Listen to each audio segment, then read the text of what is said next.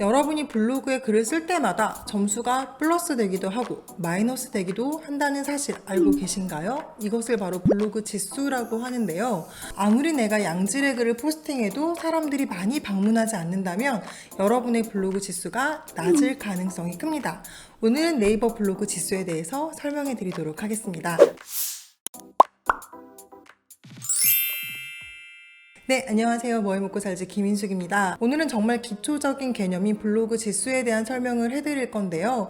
여러분들이 글을 쓸 때마다 블로그는 나름의 점수를 매기고 있습니다. 글을 하나 쓴다고 해서 플러스 1점이 무조건 되는 게 아니고요. 자신들의 기준에 맞는 글을 쓰면 플러스가 되지만 자신들의 기준에 맞지 않는, 즉 네이버가 싫어하는 유형의 글을 쓰면 점수를 마이너스 하기도 한다는 사실입니다. 그래서 우리가 똑같이 게시물을 100개를 쓰더라도 어떤 블로그는 점수가 많이 높아져서 노출도 많이 되고 사람들이 많이 찾는 블로그가 되지만 반대로 아무리 열심히 블로깅을 해도 이 블로그 지수를 높이지 못한다면, 블로그가 원하는 글을 쓰지 않는다면 절대 많은 사람들이 찾아오는 블로그가 되기는 힘들다는 겁니다. 그래서 네이버 블로그를 하시는 분들은 블로그 지수라는 개념이 있다라는 사실을 꼭 아셔야 됩니다.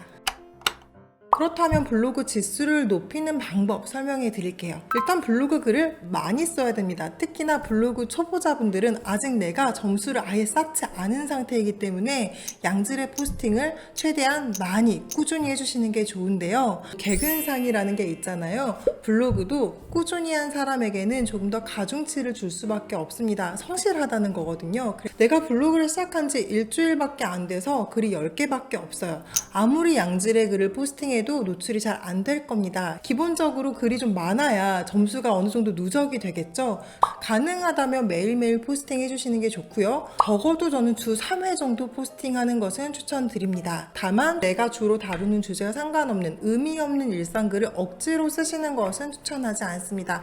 두 번째, 이웃 관리도 중요합니다. 사실 이웃 수가 많고 적으냐가 상위 노출에 영향을 주는 것은 아닙니다만 아무래도 교류하는 이웃 수가 많다 보면 공감과 댓글을 많이 받을 확률이 높습니다. 네이버는 기본적으로 광고성 블로그를 좋아하지 않는데요. 이게 광고성 글을 쓰지 말라는 게 아니고요. 사람들과 소통하지 않고 자기가 알리고 싶은 글만 쓰는 블로그를 얘기합니다. 내가 남의 블로그에 가서 공감도 눌러주고 댓글도 달아주고 하는 소통 활동이 굉장히 중요한데요. 이것은 특히나 초기 블로거들에게는 더더욱 중요합니다. 왜냐하면 내 글이 노출이 되지 않기 때문에 내 블로그를 사람들이 알아서 찾아올 확률은 거의 제로에 가깝습니다. 그런데 내가 먼저 이웃들한테 방문을 하면 그들 중에 누군가 내 블로그에 다시 찾아올 것이고 같이 공감을 눌러주고 댓글을 달아주다 보면 내 블로그 지수가 점점점 올라가게 될 겁니다. 그래서 이웃 활동 하시는 것도 추천드리겠습니다. 세 번째, 평균 방문 시간을 늘리셔야 합니다. 많은 사람들이 찾아오는 것도 중요하지만 그만큼 그 사람들이 이 글을 얼마나 집중해서 오랫동안 읽느냐도 중요한데요. 네이버 블로그 통계에 가보시면 평균 사용 시간이라는 메뉴가 있을 겁니다. 한 사람이 들어와서 얼마나 내 블로그에 머무느냐에 대한 시간을 나타낸 수치인데요. 일반적으로는 체류 시간이라는 표현을 조금 더 익숙하게 쓰고 있습니다. 체류 시간은 한 사람이 내 블로그에 들어와서 나갈 때까지 어느 정도 머무느냐 그 시간을 얘기하는데요. 체류 시간이 긴 블로그일수록 블로그 지수가 좋아질 수밖에 없습니다. 반대 개념이 바로 이탈률이 있는데요. 어떤 사람이 내 블로그에 들어와서 원하지 않는 글이네 하고 빠르게 나간다거나 한 페이지만 보고 나간다면 이탈률이 높을 수밖에 없겠죠. 그럼 우리는 체류 시간을 높이기 위해서 어떻게 해야 할까요? 게시글 하나를 정성스럽게 쓰는 것도 중요하고요. 글자 수도 어느 정도 길게 쓰는 거, 약 1500자 이상 써야 된다고 제가 예전에 말씀드렸습니다. 주제에 맞는 글을 정성스럽게 쓰시는 것도 중요하고요. 관련된 글들이 내 블로그에 여러 개가 있다면 사람들이 하나 보러 들어왔다가 2개, 3개, 4개를 보겠죠. 네, 그렇게 되면 체류 시간이 늘어나는 것은 기본이고 조회수가 늘어납니다. 네, 여기서 또 조회수가 무슨 말이냐? 한 사람이 들어와서 내 글을 10개를 보고 나가면 방문자 수는 1명이지만 조회수는 10명이 되는 겁니다. 그래서 한 사람당 얼마나 많은 글을 봤느냐도 내 블로그 지수를 좋게 하는 데 영향을 주기 때문에 특정 주제에 집중해서 쓰는 것은 굉장히 중요합니다. 네, 그럼 반대로 블로그 지수 중에 마이너스를 받는 지수가 있어요. 정말 열심히 포스팅을 했는데 점수가 깎인다면 정말 억울하겠죠? 일단 제가 과거에 소개해드렸던 블로그가 싫어하는 유형의 글들은 당연히 다 블로그 지수에 마이너스 영향을 주는 것들이고요.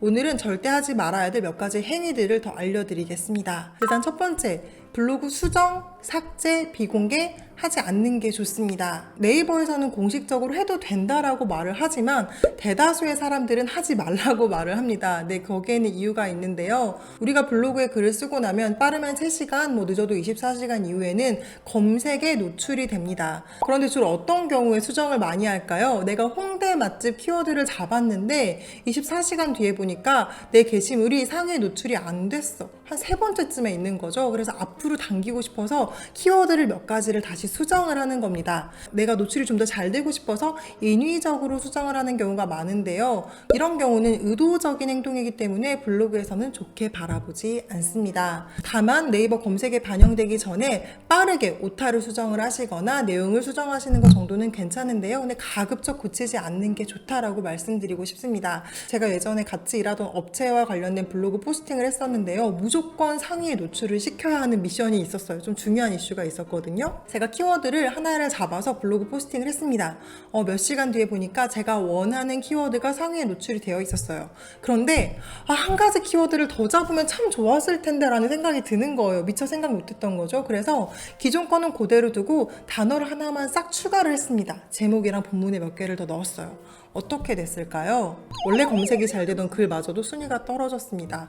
절대 고치지 않는 게 좋습니다. 비공개랑 삭제도 가급적 하지 않는 게 좋은데요. 어디선가 내 글이 지금 노출되고 있기 때문에 그것이 갑자기 삭제가 됐을 때 내 블로그에는 악영향을 끼칠 수 있거든요. 두 번째, 실시간 급상승 키워드, 인기 키워드를 갑자기 잡아서 포스팅하는 거 절대 하시면 안 됩니다. 블로그에서는요, 약간 인위적인 것, 그리고 비정상적인 패턴을 감지하고 있는데요. 내 블로그가 하루에 100명밖에 안 들어오고 있는데 갑자기 지금 실시간 급상승 키워드가 보여서 빠르게 포스팅을 해요. 그렇게 되면 운이 좋아서 내 글이 상위에 노출될 수 있습니다. 그래서 갑자기 그 키워드로 10,000명이 들어오는 거예요. 물론 내가 쓴 글이고 양질의 글을 썼다 할지라도 약간 비정상적이라는 거죠. 내가 의도적으로 저 키워드를 노렸다라고 볼 수가 있는데요. 이런 것들은 처음엔 노출이 되지만 갑자기 확 블로그 지수를 떨어뜨리면서 다른 내 블로그 글에도 영향을 줄 수 있습니다. 최악의 경우 저품질 블로그가 될 수도 있습니다. 인위적인, 의도적인 글을 쓰시는 건 무조건 다 좋지 않다. 꼭 기억하셔야 됩니다. 그리고 마지막 세 번째, 모든 글에 동일한 키워드를 반복하시는 거 절대 하시면 안 됩니다. 예를 들어서 홍대에서 제가 지금 카페를 하고 있어요. 그래서 카페를 노출을 시켜야 되기 때문에 월요일 글에는 홍대 카페 추천합니다. 화요일 글에는 홍대 카페 페이지 연남을 소개합니다. 세 번째 글에는 홍대 카페 데이트하기 참 좋은 곳이네요. 이런 식으로 매일매일 쓰는 글에 동일한 키워드를 반복하면 어때 보이시나요? 이것도 굉장히 인위적이죠? 네, 이것도 블로그 키우는데 전혀 좋지 않습니다. 오히려 어떻게 하시는 게 좋냐면 홍대 카페 추천이라는 글을 하루 쓰고 그 다음 날에는 데이트하기 좋은 서울 카페 추천합니다. 다음 날에는 반려견 동반 카페 추천합니다. 이런 식으로 우리 카페를 소개할 수 있는 키워드가 단순 홍대 카페만 있는 것은 아니잖아요. 다양한 키워드를 섞어가면서 써주시는 게 좋습니다. 오히려 다양한 키워드로 내 글이 유입이 되기 때문에 블로그 방문자를 늘리는 데에도 훨씬 좋습니다. 그런데 홍대 카페 추천을 그러면 내 블로그에 한 번밖에 쓰면 안 되냐? 그건 아니죠. 홍대 카페 추천을 쓰신 다음에 다른 키워드로 여러 번 글을 쓰시고 최소한 3개 정도 다른 글을 쓰시면 4번째쯤에는 다시 쓰셔도 좋습니다. 이 내용은 제가 키워드 잡는 법으로